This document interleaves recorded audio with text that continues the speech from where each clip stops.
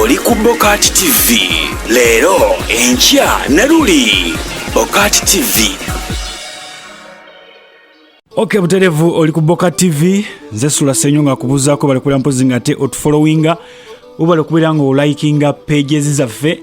Nakugambye tuyina ate mpozi kati ate Facebook page nayo osobola okubira nga ogyetanira bulungi nnyo. Ebeera ka mawulire olusigembera sinnakuwa wano osobola okgenda nobera nga ate ogafuna bulungi nnyo. Esther Nakimero ogamba otya? Dembuza mpozi ate ku mwana muwala Gloria Mawe ogamba otya? Nembuza mpozi ate ku Saleh Alhussein ogamba otya? Nabala bangi abagyekuumiddeko bali kwera mpozi ngate mutugobera bulungi nnyo. Balige hawa nkubuzaako olunaku olwaleero tuze tukola round nga tuyisaamu eggaali akalulu katambudde katya? Akalulu tekabadde kabi naye nga bw'omanyi kalimu omuliro mungi. Katandike wano olunaku olwajjo omukulu Yoweri Kaguta Museven yabadde atandise raleze yatandikidde Luweero. Ne kati nga bumanyi ng'ayitamuko oli yatuukanga mu bwayiso omunaayimiriza n'emmotoka wakati abaana nga bamaze okweyala wakati baagala bamubuuzeeko bamuwuubira kuviira ddala eno ku bbiri. Ku mulundi guno nno munnange tekyabaddewo era tekyasobokeddeko ddala nti yagenze okubeera ng'atuuka mu bwayiso awo. Abaana bakuŋŋaanyi nga mulaga bifaananyi bya Bobi Wine bamugamba Bobi kwegamba mbutuufu nawulira ddala nga naawe genyini amaanyi gakuweddemu gwe nga gwe awagira Pulezidenti Yoweri Kaguta Museveni. Ne Kaguta yennyini ndowooza n'agamba naye abaana bano banjagaza ki? Kansooke nkutereyo ka vidiyo kano okalabe. Babi!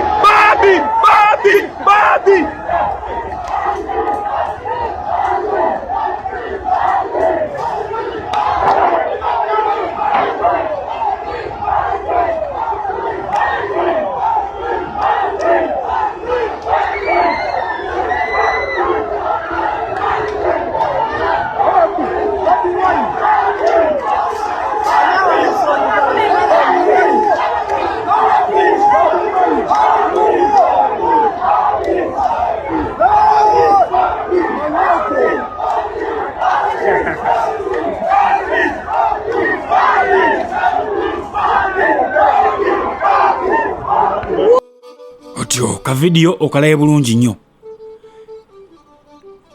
Kino mbalabula abantu bano balina obusungu bwe kinaagenda mu maaso nga kikolebwa bwe kito bajja kukola kye baakola mu Arua. So Mwandibadde mubasookoza nnyo muzeeyi muleka kubeera yeggweyo bulungi nnyo ebisigadde bisigalire mu kabokisi ne bwe mulagira eno nti muzeeyi mujja kwekanga ng'anyiize ajja mmala agambe mukubeekokko ate wano ogamanyi kasita gavuga emisinde gibeeraawo. Kale olinza okwekanga ng'ofiiriddwamu obulamu bwo mu kintu ekitali kyamaanyi ekitono nnyo bwe kityo goyinza olaba ng'ekitono kuye nga kinene otegedde. So kati mubeere nga mwegendereza nnyo. Muzeeyi muleka atambule bulungi nnyo. Bw'oba omanyi nti abayitawo tobawagira tobagenda namu baveeko tobavigendera muntu oba bali ba people power gwe NRM musigala ewuwo bano ba NRM wa people power sigala ewuwo tobalumba otegedde. Kale bwetyo ate mpozi kankuteyo ne ka video kano Bobi Wine yatuukidde Luweero w'obulenzi bamwaniriza mu bitiibwa bambi ne bamulagira ddala omutima nti ddala kyekyo.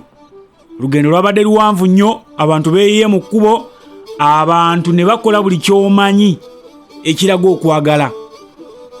Abantu bano bandibadde bajja mu bungi naye olw'ekirwadde kya COVID ndowooza ensonga lwaki beesaliseeko.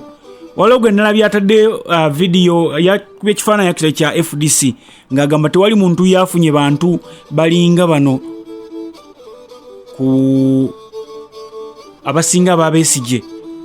Olaba ono yafuna bano naye n'atawangula kugamba ng'alinga agezaako okubaako oludda lwalumba. Ne mugamba ono tamanyi lwaki COVID yajja kubanga singa teyali COVID yantegeeredde nti namungi w'omuntu gyali. Kansooke kuweka video kano.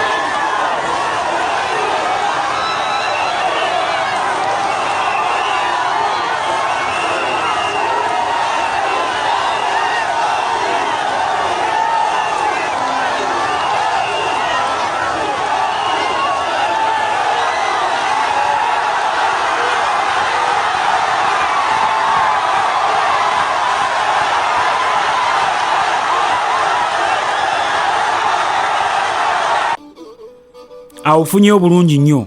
Bwe yavuddeawo n'ayolekera, twagambye olunaku olwaleero abadde Pakwaki, Lira, Arua n'ewalala n'Ennebbi. Agenza akuba nga bwe bijja biddiriŋŋana gy'atandikidde kampeyini ze, era abantu bamwaniriza mu bungi nnyo. Kankuweka vidiyo kano olabe nga atuuka otegeere ki kye tutegeeza wano eno. Bw'atyo era yeeyongeddeyo wano nga ayolekera Nnebbi. So njagala obeere nga ofuna ebifa ku kampeyini zino wano wokka ku BOCAT TV, obeere mpozi nga ate naawe oyongera okubeera ng'ozisaasaanya, omanye wa wootuuse weejaji ng'ogambe weebali oba tetulina bantu. Kyenategeddeko nti abaana ababadde bava e Kampala nga bawerekedde Kyagulanyi bakomye bayitawo Naalongo, babakomeza ne bagamba mumanyi mukome wano muddeyo, tetwagala mufunire eno bizibu. Okukakana nga babazizaayo. Manyi ne mu kampeyini zo mubeeramu abantu abalina ebigendererwa byabwe. Waliwo ebivulu basajja bano abatusookako bano, waliwo bano bazeeyi abateekanga ebivulu bawotto, bateekanga ebivulu edda naye nga bakanyama bava Kampala, bawotto ebivulu babitegese eri Kasanda ne bagenda eyo ne babba abantu.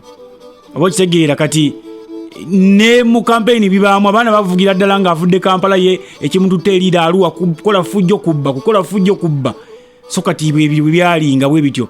Ne bawotto bagenda bakulakula ebintu ebimu twasobola obirwanyisa ne biva mu system. Kati batono nnyo abatambula nga bagenze kubba. Tava ku BOCAT TV, ze SULA SSENYONGA, mbere bulungi.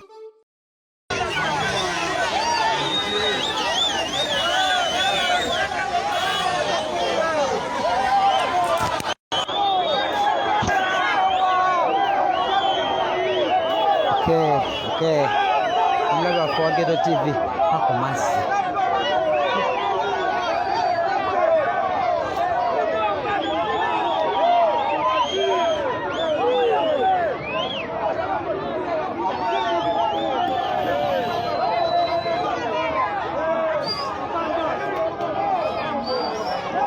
Okay.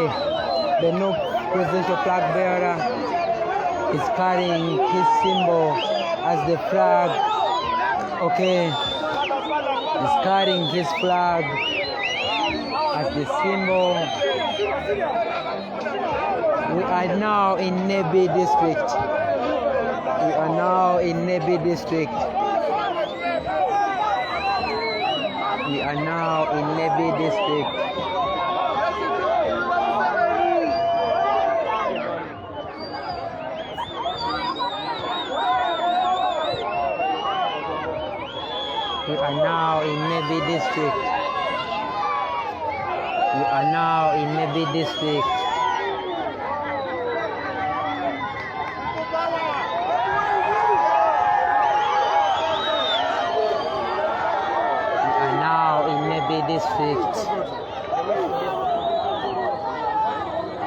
The place is called Nyaravol. The place is called Nyaravol. The president of National Platform is going, waving at these peaceful supporters. No chaos, no what. They are just expressing support for their president.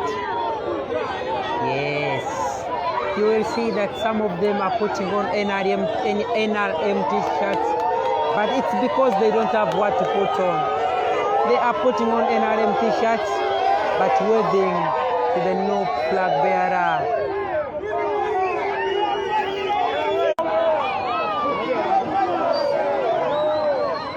Yes, these people are very happy to see their flag bearer, Robert Kyagulanyi.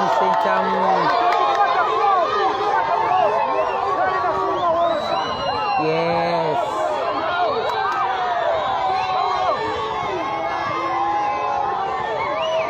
We are not yet in Nnebbi, I'm sorry to say. We are in a place called Panyavul here in on the way to Nebi district.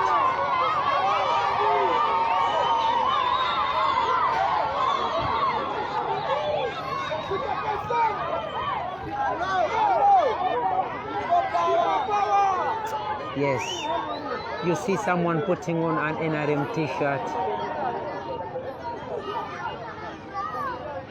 but waving to Kyagulanyi and saying people power.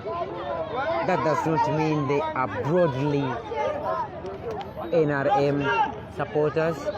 They are indeed supporters of the National Unity Platform.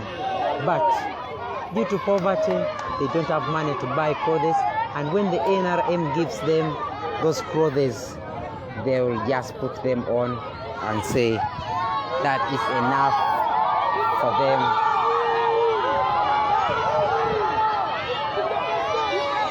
Yes, you can see the support. You can see the support. You can see the support. You can see the support. These people love their presidential flag bearer and are ready.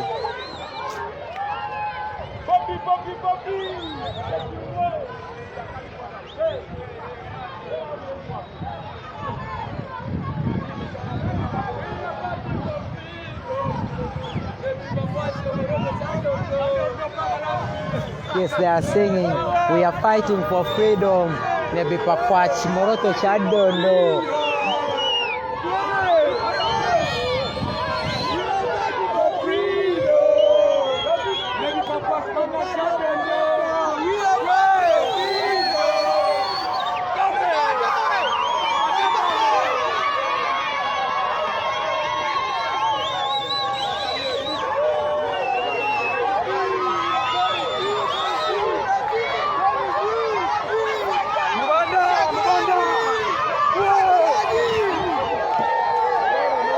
You can see the love showered by these people.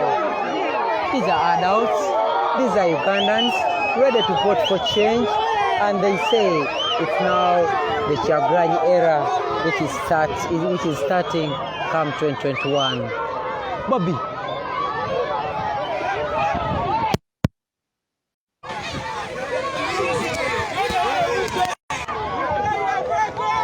Yes, sorry for that glitch. For the glitch, you can see the umbrella, the symbol of the National Unity Platform.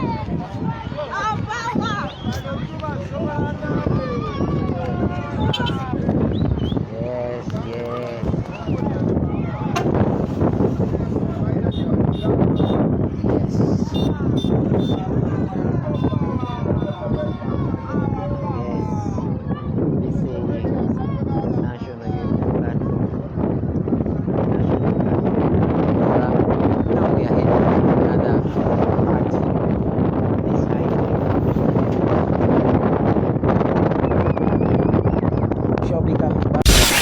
Oli ku BOCAT TV leero enkya ne luli BOCAT TV.